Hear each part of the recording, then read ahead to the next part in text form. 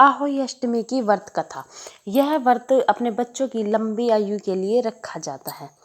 एक बार एक साहूकार था, उसके 7 बेटे और एक बेटी थी और 7 बहुएं भी थी।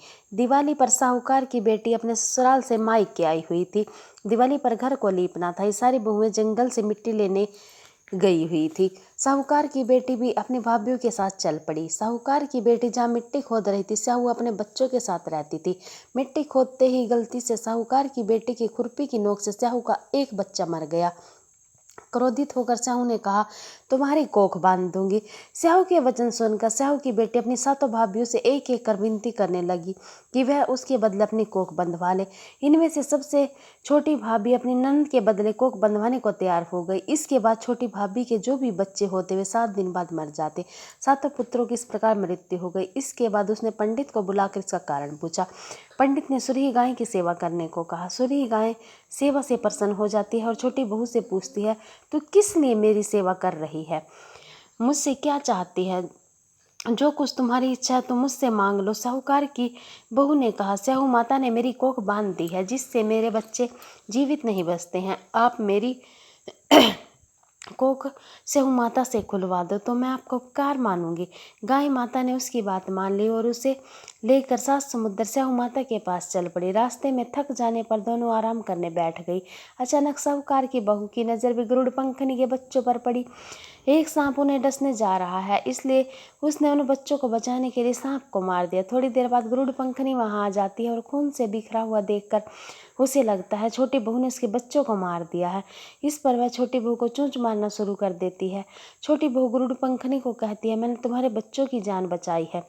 गरुड़ पंखनी यह सुनकर बहुत खुश हो जाती है और वह छोटी बहू से कहती है वह किस प्रकार उसकी मदद कर सकती है। छोटी बहू कहती है कि वह उसे स्याहू माता तक पहुंचा दे। गरुड़ पंखनी सुरही गाय और छोटी बहू को अपनी पीठ पर बैठाकर 7 समुद्र पार करा देती है और उन्हें स्याहू माता के पास पहुंचा देती है। स्याहू माता सुरही गाय को देखकर बोलती है कि बहन, तुम तो बहुत दिनों में आई हो कि मेरे सिर में बहुत जुएं पड़ गई हैं। तब साहूकार की बहू सिलाई लेकर उनकी जुएं निकालती है, जिससे स्याही माता खुश हो जाती हैं और बोलती हैं कि तुमने मेरी बहुत जुएं निकाली हैं, इसके लिए तेरे 7 बेटे और 7 बहुएं हों। तब बहू बोलती है कि माता, मेरा तो एक भी बेटा नहीं है तो 7 कैसे होंगे? स्याहू माता पूछती है क्या बात है? तब वह बोलती है कि आप वचन दो तब बताऊं। स्याहू माता से वचन देती है। तब बहू कहती है, आपने मेरी कोख बांध रखी है, मेरे बच्चे नहीं जीते। यह सुनकर स्याहू माता बोलते, तुमने तो मुझे ठग लिया। मैं पहले तो तेरी कोख खोलने वाली नहीं थी, पर अब तेरी कोख खोलनी पड़ेगी। जब तेरे 7 बेटे और 7 बहुएं होंगी, तू घर जाकर अष्टमी की पूजा करना और उसको उद्यापन करना। बहू लौट कर आई।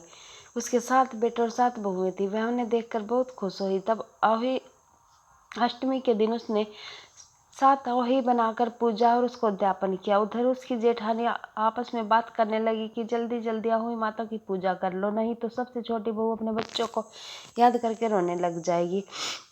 तब उसके रोने की कोई आवाज़ नहीं आई तो उसने अपने बच्चों से कहा कि जाकर चाची के घर देख कर आओ, कब तक रोई क्यों नहीं? बच्चों ने जाकर देखा, चाची तो उद्यापन की तैयारी कर रही थी।